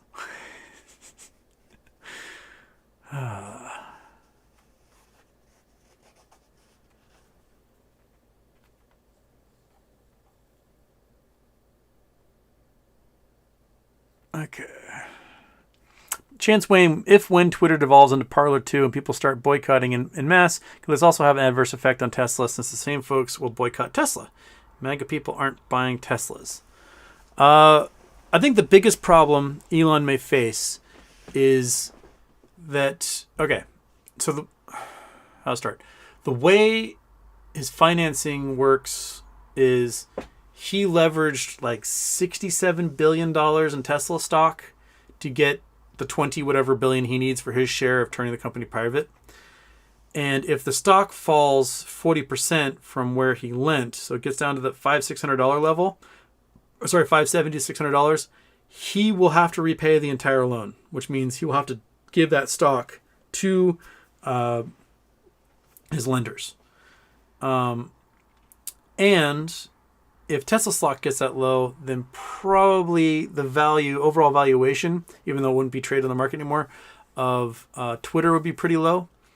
And the interest rate on that loan is the equivalent. So you have to pay about $1.5 billion a year in just interest on that loan, which is half the entire revenue of Twitter. So half the revenue of Twitter is going to be being paid in interest just on that loan. So if Elon creates a platform that is basically the same as Parler, Gab, True Social, where, let's face it, a majority of human beings do not want to spend their time, then his revenues from Twitter may fall below what he owes in interest to buy Twitter. And he's stuck on that unless he can come up with $22 billion in cash or whatever to buy out of it, which involves just liquidating more Tesla, which has already dropped significantly since that deal was made.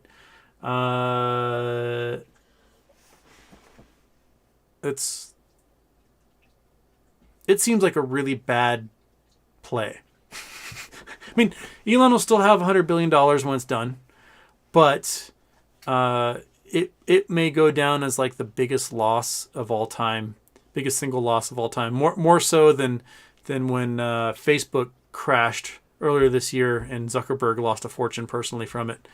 It just doesn't seem like a great play, especially when he could have bought DWAC, like all of it, for pennies and had the exact same system in place. Yeah.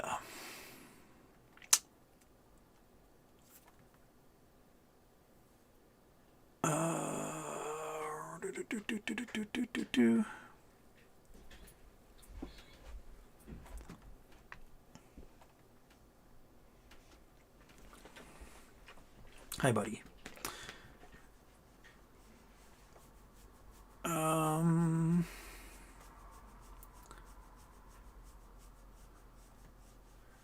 Truth Seeker, remember Elon's fortune started with PayPal? Just wait until he adds a crypto template to Twitter. One already exists. You can send me crypto on my Twitter right now. Go there. Go there.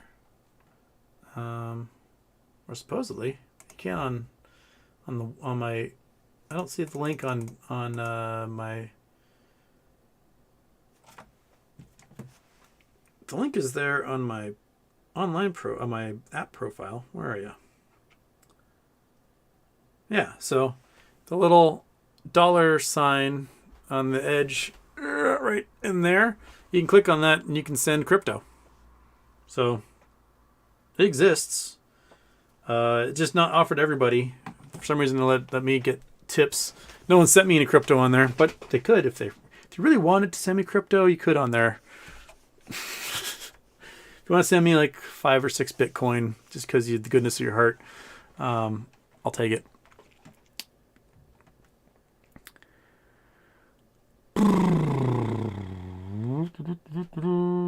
Truth Seeker, everyone has been wrong. Oh, we've all been wrong so many times.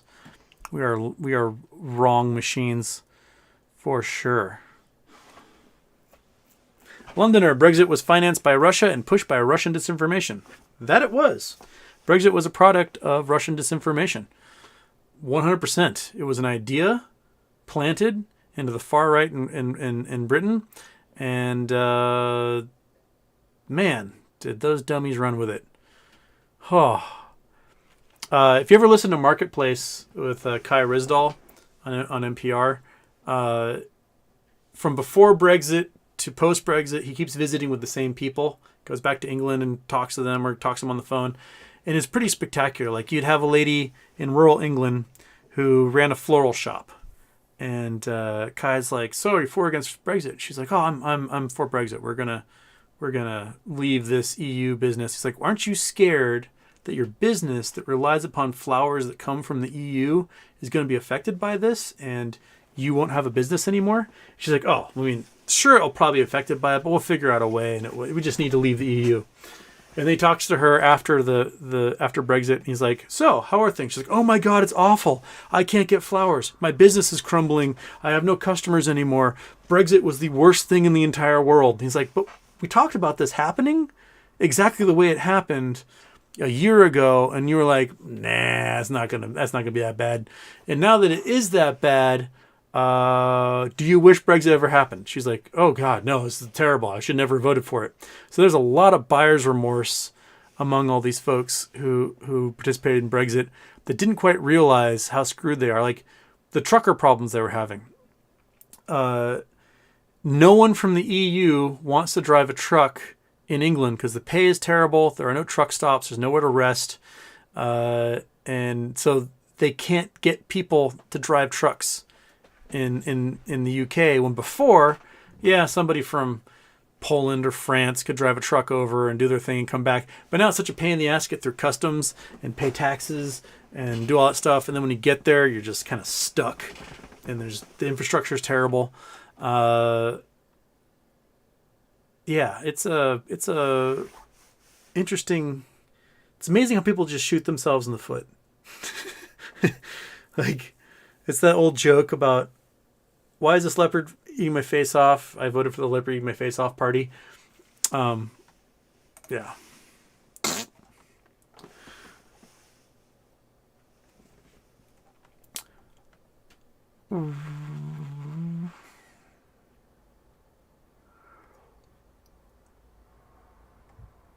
Damien Costa, what battery company do you like to invest in, and what you would call something good to look at? GMG is who I'm invested in. GMGMF on the Toronto Exchange. They're the ones that I think their technology is going to be what dominates. And GMF. Graphene Manufacturing Group.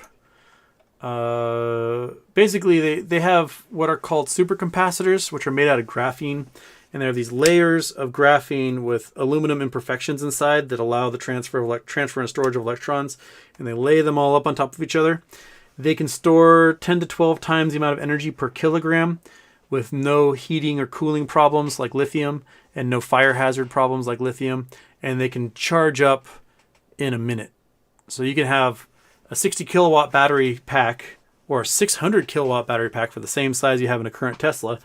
And you can charge all 600 kilowatts in a minute, and you'll be able to get 1,000 to 3,000 miles per charge out of it. So basically, you'll be able to drive across the United States possibly with one charge with these batteries.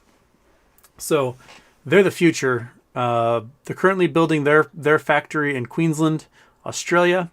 Bosch is doing all the tooling for them, and they've got some prototypes that they're testing in commercial capacity, and they seem to be doing pretty well.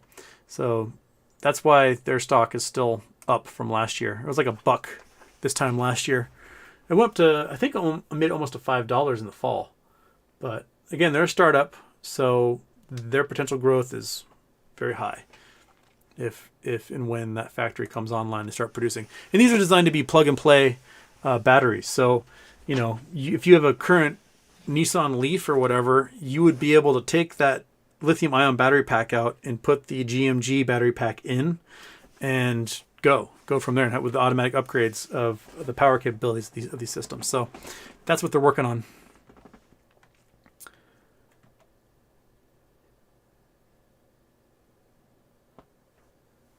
Monkey Wrench Studios, hypothetically, since the NWO is a real thing, accept it. Do you think the left-right will team up against them, or do you think the left will keep pushing Minsinfo in division? I don't think there is an NWO because these billionaires hate each other. My little sister put it perfectly. My little sister is someone who's been chief of staff for like entire huge corporations, and she said if there was a new world order that somehow ran everything and took in control of everything, she would work for them in a heartbeat because of how dysfunctional every corporation she's ever worked for has been. We're talking about companies with like $20 billion in revenue that she's been chief of staff for, and just how dysfunctional it is, because humans are dysfunctional monsters. And so if you've got a group like an NWO that's going to rule the world or whatever, and secret cabal, you have a ring of sociopaths. You have nothing but personality disorders trying to get along to somehow pull the strings on the entire planet. No. At best, you've got certain goals that others can agree upon and work towards. But in the end, every single one of those personality disordered rich monsters all want to be the man in charge. Or the woman in charge. And that's what they're going to seek to do. So you have nothing but infighting and civil war amongst them pretty much at all times. So no, I don't think it's a real thing. And it's hard to team up and fight something that doesn't exist. Okay.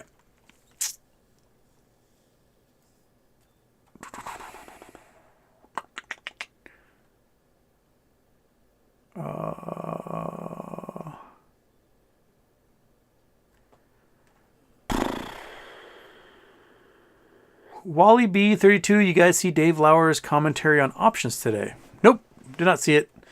Pop in the chat there. Let me know what's going on with it. I have not had a chance to see that.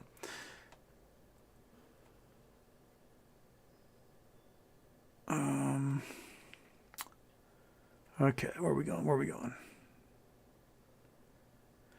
GST Pyro, Houston, what separates AMC from squeezing on the level of GME? Big fan of the show. Keep up the awesome work. Fundamentals of the business. The significantly smaller float of GameStop. The fact that GameStop can offer dividends and AMC cannot, thus can up the ante and force an even greater squeeze. The GameStop's a growth company, has cash on hand, and is in a realm that's an expanding business, which is games, entertainment, home entertainment, and crypto.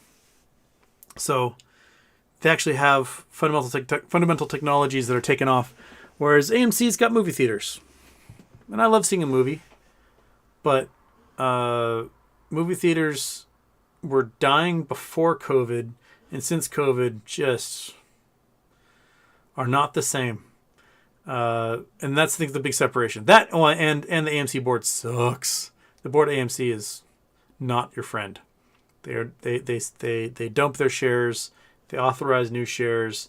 They sell to short hedge funds via dark pools. They do things wrong, but they're still heavily shorted, and there's still a whole bunch of retail ownership. The vast majority of ownership is by retail, so they've got that going for them. But they don't have anything else beyond that. So their current value is based upon the buy and hold of the retail and not anything else.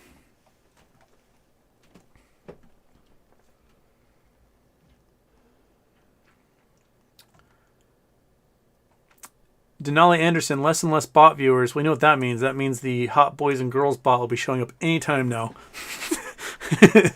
to get us to go to the hotboysandgirls.com website, because they are my number one fan, apparently.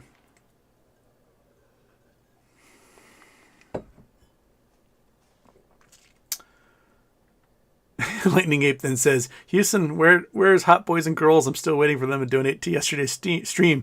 Yeah, they pop into my stream. They don't donate to charity. And then they get banned with their like 100th account they've had to create just to get in. Like, they want inside my chat stream and they want to see my videos so bad they've had to make over 100 accounts now just to get in here and to get us to go watch the Hot Boys and Girls. It's dedication that I think most of us as humans lack. We should only be so lucky to find something we could be so dedicated to. But you have to admire it. You have to admire that dedication.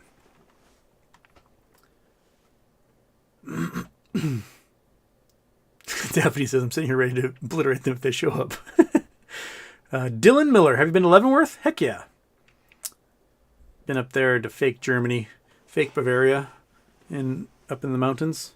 Leavenworth's gorgeous. It's a weird little town. Everyone dresses in lederhosen and pretends like they're in Germany. But, that's their gimmick. They also do the tree. My favorite is at Christmas time. They advertise like, we're going to light the Christmas tree the first time all year. It is amazing. And so they get everyone together. Like, we're going to do the Christmas tree lighting tonight. And they light the Christmas tree, Thanksgiving or whatever. But then the next day, they're like, hey, everyone, we're going to do the Christmas tree lighting tonight. You got to come down here and check it out. So every day for like weeks, they tell all the tourists, like, oh my gosh, we're lighting the Christmas tree tonight. You got here just in time. We're going to light the Christmas tree. And they all get downtown at 8 o'clock and they light the Christmas tree. And everyone like claps and cheers. And they just do it again the next night. It's a beautiful scam. I love it. Gets everyone like walking around and eating at the restaurants and stuff.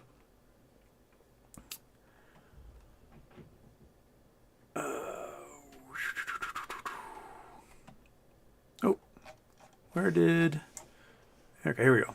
All right, so I'm 45 minutes behind.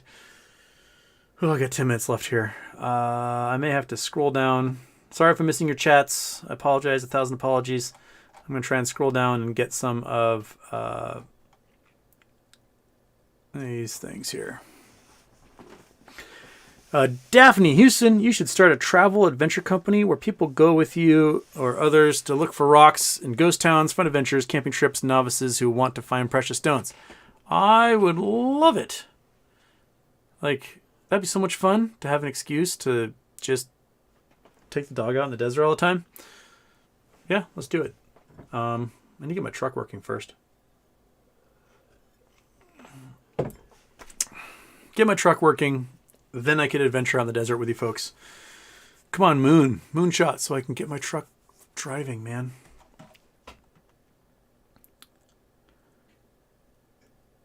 Oh, boom. Okay.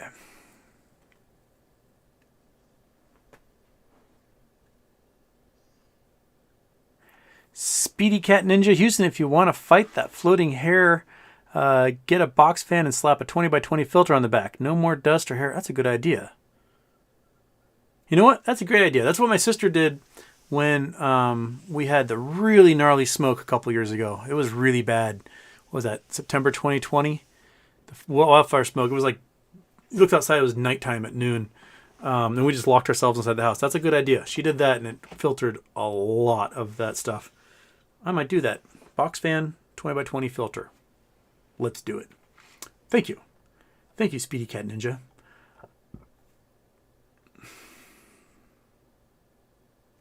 Anna Rulnick, my husband microdoses. It made him less stressed, more proactive, and more creative at work. He's had his best work performance ever. There's actually an interesting thing I read that, and you know, some of you may be angry when I say this, but literally there's an article. Let me find it first before you guys get mad at me.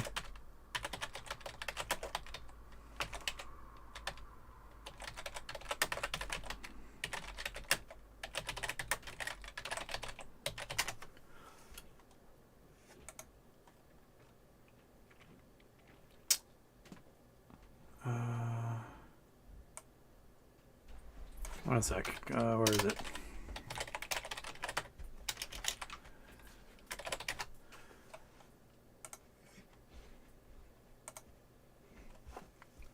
Is this it? This the one I want? Frontiers in Medicine. All right. So this, you guys get mad at me on this, but here we go. Apparently, they did a study where they had a whole bunch of super conservatives take psilocybin mushrooms, and they were no longer conservative. It reduced their levels of fear, and they were no longer scared of things, and therefore they no longer felt the need to like scapegoat minorities for some of these right-wing beliefs they had. Yeah, so you guys might get mad at me for saying this, but there was some articles out there saying that it changed people's brain chemistry and reduced their levels of fear that brought about many of their right-wing beliefs. So,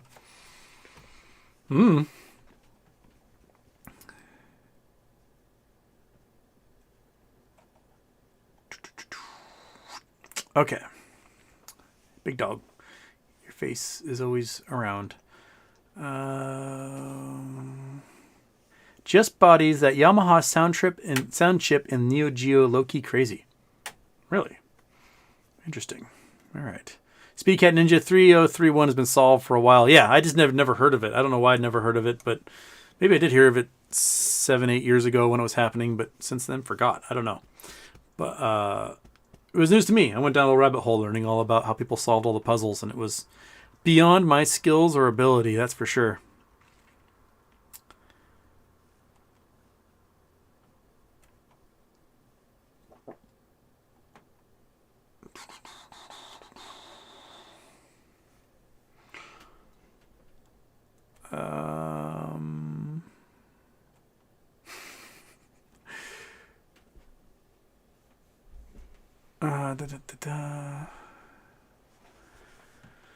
Speedy Cat Ninja, I've probably blocked 200 Elon fanboy channels on YouTube. They are never ending. It is very weird.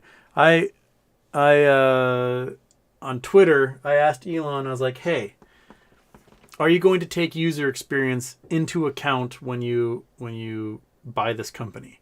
You can tout free speech all day long and, make that a hill you die on, but user experience still is very important. So if Nazis are allowed to just rampantly post whatever they want, jump on things, and make it kind of a toxic environment without any moderation, then people are going to leave the platform. So as a business owner, you're going to want to, take into account such behavior, because if that's what happened with Facebook, is that people just left Facebook. It became a cesspool, and they've lost users over the last few years, especially because of that. And the number of bots and fanboys who have jumped in who are like, "You're an idiot," and they just go to their bot sentinel score and like, "Dude, Elon says he's going to delete accounts like yours," and they're like, "Shut up!" Like, you have a 95% bot score rating. Elon said he's going to delete all bots. You are arguing against me for a guy who's going to murder you. You're voting for the Tear My Face Off party, and the leopard's tearing his face off. So it's very weird. Okay.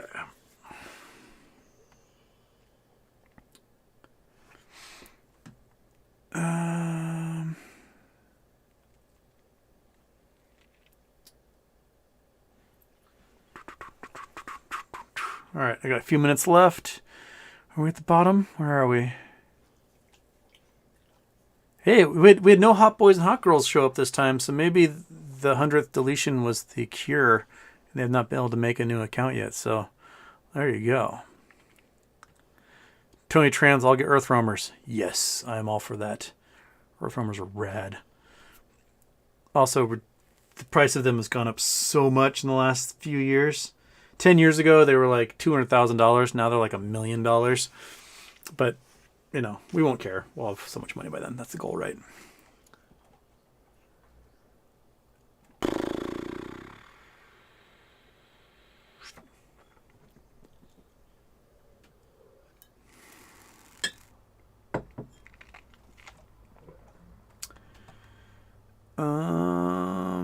All right, what we got here? Ron Ellison, Houston, finally caught you live. Love learning from you. When you come to Tampa, look me up. I'll treat you to dinner wherever you want. I was hoping to go to Tampa actually next month for a wedding, but now I'm stuck with my sister's dog and I have nowhere to put him. So I don't know if I'll be able to go to Tampa for that wedding. Big dog, you are a speed bump to life. That's all right, buddy. You're still soft. So, I would love to go to Tampa. Haven't been there since before I had memories. I was like 10 months old. My grandpa lived there. And there's pictures of me at the beach with him, and then he died like weeks later.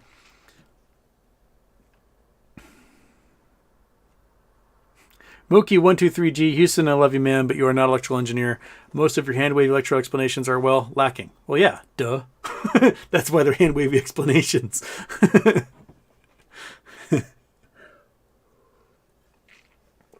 But, tech stuff exists. All I have are the hand-wavy explanations my physics professors gave me because I didn't do an electrical engineering. I'd love to, go back to school and learn more solid-state physics. But where I went, we did not have that. So we had astronomy, and we had pretty much straight physics, but no electrical engineering side. Okay.